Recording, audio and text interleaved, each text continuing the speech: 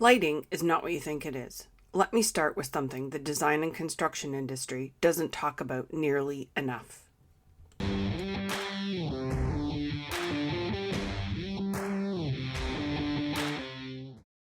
Welcome back to the Renovation Secrets podcast, where we talk about real renovations for real people.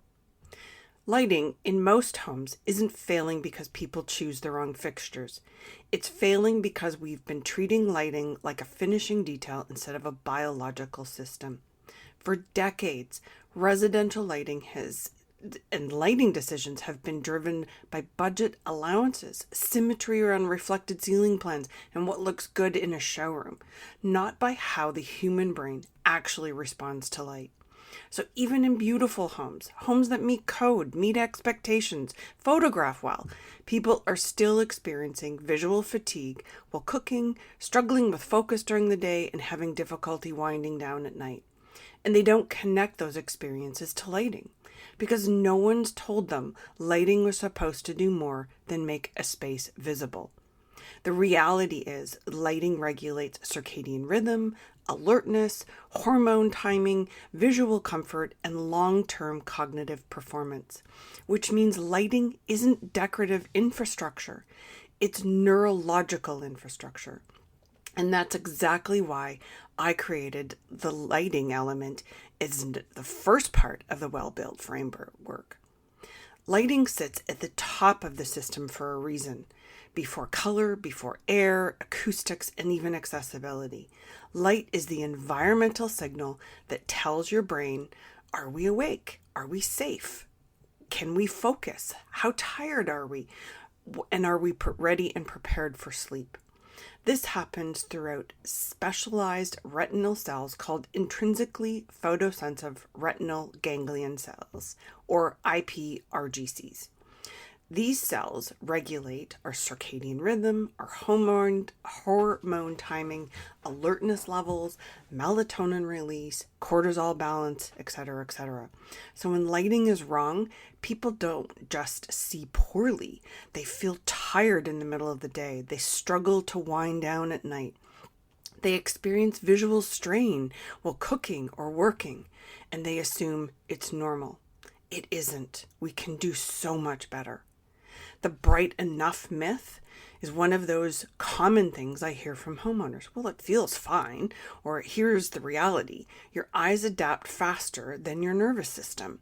So a space can feel comfortable and still be underperforming biologically. For example, the WELL Building Standard recommends about 215 lux on a kitchen work surface as a minimum baseline for visual tasks. Most kitchens I assess don't even come close to reaching that. And even more importantly, they don't reach it evenly. Instead, they rely on decorative pendants or ceiling lights positioned for symmetry rather than performance. So people cook in their own shadows.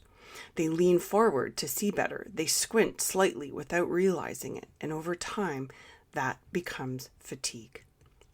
So, why recessed lighting layouts are actually wrong. Traditional lighting layouts were never designed around how people actually use a space. They were designed around symmetry, joist placement, fixture spacing rules from decades ago, and electrical convenience. And don't forget, since the introduction of LEDs, the world's been kind of scrambling to keep up with the technology.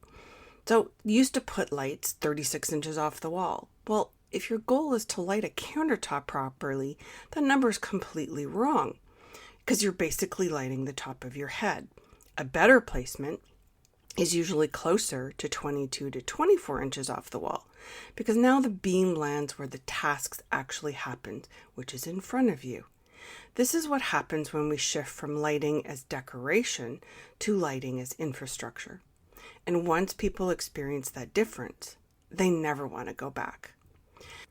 Another major issue is the language that we use. For decades, we talked about lighting in watts. Watts measure energy consumption. They don't actually measure light output. So lumens measure light output. But most lighting decisions in residential construction still ignore lumen planning entirely. So fixtures get selected based on appearance instead of performance. When I design lighting properly, I'm not asking how many lights do we need? I'm asking how much light does this task require? And that's a completely different question. The hidden problem with builder grade wafer lights and the slim wafer lights are everywhere right now.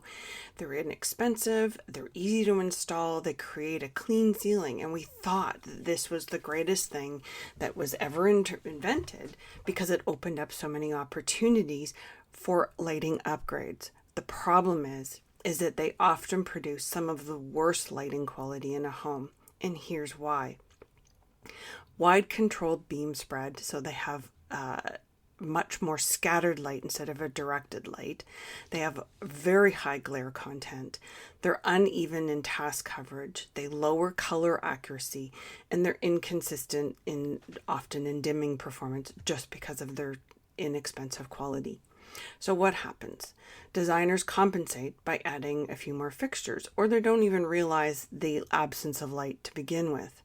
And this increases ceiling clutter, and it doesn't actually fix the real problem. And this is one of the clearest examples of where appearance and performance diverge dramatically.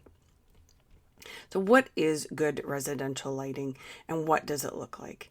So when lighting is designed properly, people don't usually say, wow, the lighting is amazing. Instead, they say things like, the kitchen feels easier to work in. I don't get tired cooking anymore. It feels calm in here at night. Or that corner feels comfortable. That's because good lighting doesn't draw attention to itself. It supports the nervous system quietly, which is exactly what it's supposed to do. The bigger idea behind WELLbuilt lighting is that lighting is only one element of the WELLbuilt system, but it's the one that changes how people seal their homes the fastest. Because once you understand that lighting affects biology, you start asking better questions. Is my home supporting focus? Is it supporting sleep? Am I aging in it safely? Is it supporting visual comfort in the long term? And suddenly, lighting stops being a finishing detail and becomes a performance strategy. In future episodes, I'm going to walk through the other elements of WELLbuilt because they're just as vital and important. Indoor air quality, the acoustics and the effects of the neurological system, color and neuroaesthetics, and the comfort and accessibility. Because once these systems work together, something shifts. Homes stop just being beautiful. They start actively supporting the people living inside them. And that's where design becomes something much more powerful. I look forward to seeing you on future episodes. Have a wonderful day.